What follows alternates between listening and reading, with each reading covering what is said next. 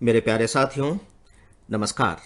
आज 3 जून 2020 है और आज के इस AFEIS के लाइफ मैनेजमेंट में मैं डॉक्टर विजय अग्रवाल आप सभी का हार्दिक रूप से स्वागत करता हूं।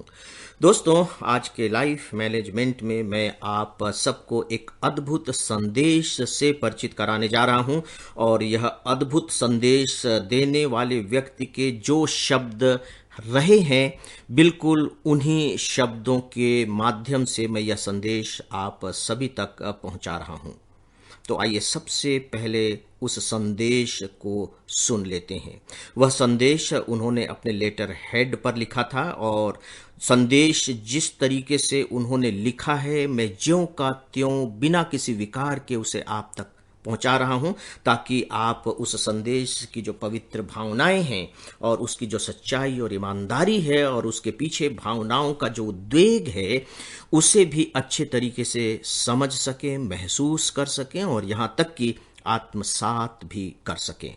तो पहले आइए संदेश सुनते हैं। लेटर हेड पर जो उन्होंने अपना परिचय दिया है वह है GC अग्रवाल, प्रोफेसर, अधिष्ठाता कला संकाय, सदस्य कार्य परिषद, गुरु घासीदास विश्वविद्यालय बिलासपुर, ब्रैकेट में मैं अपनी तरफ से जोड़ रहा हूं छत्तीसगढ़, सदस्य जिला उपभोक्ता फोरम रायगढ़। अब संदेश देखते हैं। मैं जो लिख रहा हूं वह मेरी हार्दिक इच्छा है। लाई हयात आए कजा ले चली चले, अपनी खुशी न आए न अपनी खुशी चले। दोस्तों, ये ज़ौक साहब का शेर है और यदि आप इस शेर को पूरा सुनना चाहते हैं तो YouTube पर अवेलेबल है और बेहतर होगा कि आप इसे सुने। आपको बहुत अच्छा लगेगा। हो सकता है कि आपके अंदर भावनाओं का एक ज्वार उमड़ पड़े। नीचे उन्होंने अपनी ओर से लिखा है, जीवन मिला आ गए, मौत ले चली चल दिए, कहीं अपना कुछ भी तो नहीं। हाँ, मृत देह का उपयोग तो अपना अधिकार क्षेत्र है। देहदान घोषणा प्रपत्र भरकर संलग्न कर रहा हूं। देहदान, दान शब्द में अहंकार की ध्वनि है। निर्जीव देह के दान का गर्व मिथ्या आडंबर है। अतः मैं अपनी निर्जीव देह को आपको सौंपने की विनम्र घोषणा करता हूं। यहां आपको से मतलब मेडिकल कॉलेज से है। निर्जीव तत्व छात्रों के ज्ञानार्जन के काम आ सके, इससे अधिक उसकी सार्थकता क्या है। ज्ञानार्जन जो भविष्य में जनजीवन में उपयोगी होगा। स्वीकार करें साग्रह निवेदन। शरीर के उपयोगी अंग, आंख, लीवर, किडनी उपयोग के आप अधिकारी हैं। निकट संबंधी की साग्रह इच्छा हो तो उसे शव देखने की सुविधा देने की कृपा करें। देखिए, ये आग्रह कर रहे हैं वो मेडिकल कॉलेज से। फिर उन्होंने टाइटल दिया है, मेडिकल कॉलेज में देह समर्पण का आधार। एक, निर्जीव देह मेडिकल छात्रों के अध्ययन में उपयोगी साबित होगी।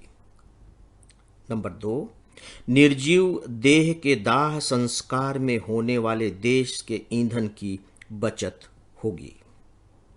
तीसरा, निर्जीव देह के क्रियाकर्म हेतु उपयोग में लाए जाने वाले घी इत्यादि सामग्रियों की बचत होगी।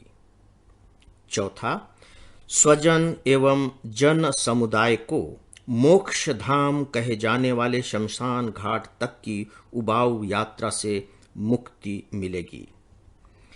संदेश, निर्जीव देह के विदा होते ही शोक उत्सव का रूप ले ले।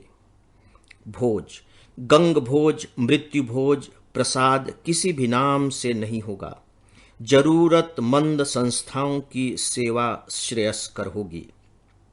आत्मा अगर अमर है तो मोक्ष के नाम पर कर्म प्रपंच मूर्खता है। वे सब नहीं किए जावें। धन्यवाद। अनुग्रहित GC अग्रवाल। मित्रों, इस संदेश को सुनने के बाद और शुरू में मैंने जो थोड़ा सा परिचय दिया था, हो सकता है कि आप लोगों को कुछ अनुमान लग गया हो कि यह संदेश किसका है। फ्रेंड्स, यह मुझे कहते हुए बहुत गर्व की अनुभूति हो रही है कि यह संदेश मेरे पितृ तुल्य ससुर साहब का है, जो अभी 23 मई को ही इस संसार से विदा हो गए। 23 मई यानी कि कुछ दिनों पहले। अब आप देखिए कि संदेश में लगता है मुझे कि हमारी परंपरा में जो दधीची रहे हैं, जिन्होंने वृत्तासुर के विनाश के लिए अपने शरीर की हड्डियां देवताओं को दान में दे दी थी, कहीं न कहीं उसी परंपरा में प्रोफेसर जीसी अग्रवाल भी खड़े हुए दिखाई दे रहे हैं।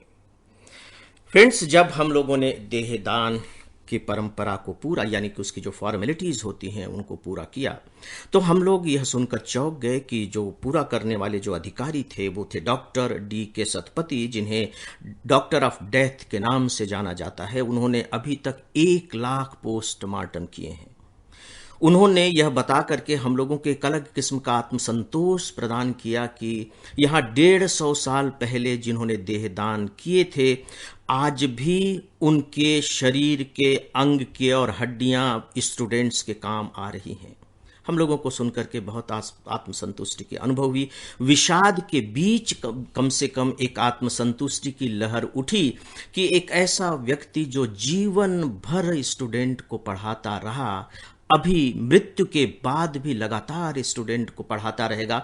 जब वो शरीर में थे तब तो उनके पढ़ाने का जो दौर रहा वो अधिक से अधिक 50 साल का रहा, लेकिन अब तो यह दौर पता नहीं कब तक का होगा, क्योंकि डॉक्टर सतपति ने बताया कि ये 150 साल वाले तो हमारे पास मौजूद हैं, इसकी अवधि कुछ भी हो सकती है। दोस्तों, मेरे इन ससुर साहब के जो पिता थे लखनऊ में प्रोफेसर रहे हैं, उनके भाई भी प्रोफेसर रहे हैं। जो छोटे भाई थे, उनके जो बड़े भाई हैं वे लाइब्रेरियन थे। मेरी जो सास हैं, मदर इन लॉ यानी कि उनकी पत्नी, वह भी टीचर रही हैं, प्रिंसिपल रही हैं। इसका मतलब है कि पूरा परिवार उनका पढ़ने लिखने में लगा हुआ है। उनकी जो बड़ी बेटी हैं यानी कि मेरी पत्नी, वो डॉक्टर, पीएचडी डॉक्टर हैं, वो काउंसलिंग करती हैं। जो दूसरी बेटी हैं वो केमिस्ट्री में प्रोफेसर हैं। जो तीसरी बेटी हैं वो इंग्लिश में प्रोफेसर हैं।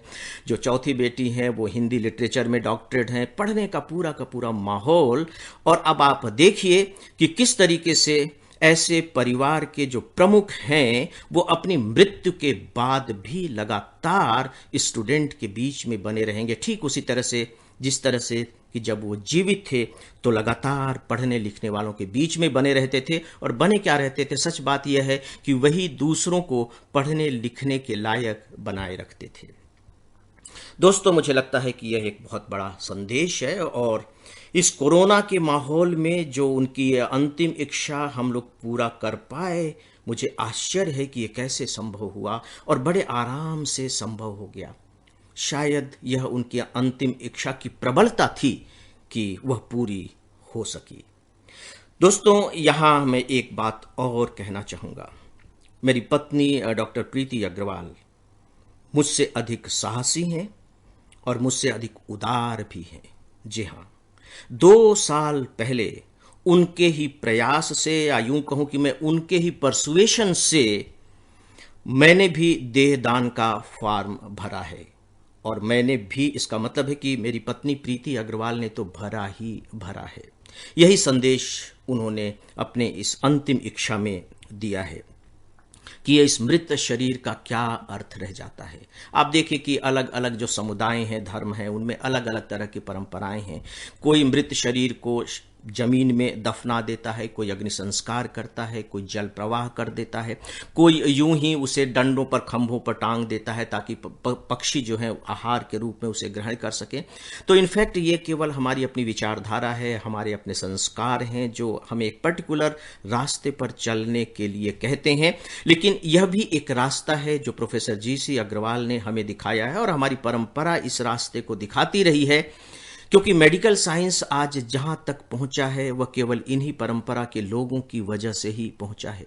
दोस्तों, यहां अभी मुझे लियोनार्डो दा विंची याद आ रहे हैं, जो इटली के बहुत ही महान वैज्ञानिक और पेंटर रहे हैं। उन्हें जब पेंटिंग करनी होती थी और जब रिसर्च करना होता था बायोमेडिकल के क्षेत्र में, तो बाकायदे कब्रिस्तान में जाते थे रात में चुपके चुपके, और वहाँ जो कब्र में गड़े हुए जो शव होते थे उन्हें निकालते थे, चीर फाड़ करते थे, उन्हें देखते और समझते थे, और फिर उस कब्र को ढक करके अपने घर वापस आ जाते थे। तो मुझे ऐसा लगता है कि इस संदेश के बारे में हमारे देशवासियों को विचार करना चाहिए, और ऐसा करके ही मुझे लगता है कि शायद हम सब इस मृत आत्मा को अपनी सच्ची श्रद्धांजलि देने के अधिकारी बन सकेंगे। तो दोस्तों, चूंकि बात संस्कार की है तो सबके अपने अपने विचार होते हैं, अपने अपने संस्कार होते हैं, लेकिन मुझे लगा कि चूंकि उनकी अंतिम इच्छा थी और उन्होंने यह संदेश दिया है, तो कम से कम मुझे यह संदेश अपने प्रिय पाठकों तक तो पहुंचाना ही चाहिए। तो दोस्तों, अंत में मैं आप सभी की ओर से, एकेडमी की अपनी पूरी टीम की ओर से, मैडम प्रीति अग्रवाल की ओर से और अपनी ओर से अपने ससुर साहब के उस मृत आत्मा को सच्ची श्रद्धांजलि अर्पित करता हूं, और ईश्वर से प्रार्थना करता हूं कि उनका आशीर्वाद हम सभी पर हमेशा बना रहे। दोस्तों, आज के लाइफ मैनेजमेंट में बस इतना ही। नमस्कार।